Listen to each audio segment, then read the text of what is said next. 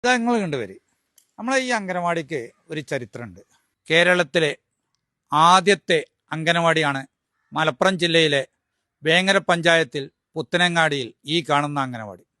ഇപ്പോഴും ഇത് വാടക കെട്ടിടത്തിലാണ് എന്നുള്ള സത്യം പൊതുജനം വിലയിരുത്തണം.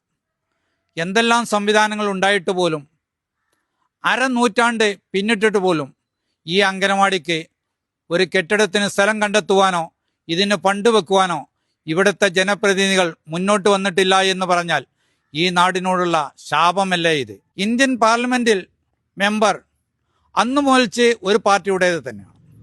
എന്നാൽ അസംബ്ലിക്കും അതേ രൂപത്തിൽ തന്നെയാണ്, മാറിയിട്ടില്ല. എന്നാൽ ജില്ലാ പഞ്ചായത്ത് ഉണ്ടായത് മുതൽച്ച് ജനപ്രതിനിധികൾ ഒരേ പാർട്ടിയുടേത് തന്നെ.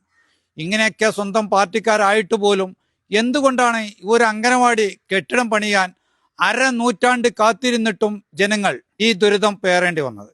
ഈ രൂപത്തിലാണോ അംഗനവാടിയുടെ സ്ഥിതി? ഇതാണെങ്കിൽ സ്കൂളിൻ്റെയും കോളേജിൻ്റെയും അവസ്ഥ എന്താണെന്ന് പറയാതെ തന്നെ ജനങ്ങൾക്ക് വിലയിരുത്താമല്ലോ. നിങ്ങൾ വിലയിരുത്തുക സുഹൃത്തുക്കളെ.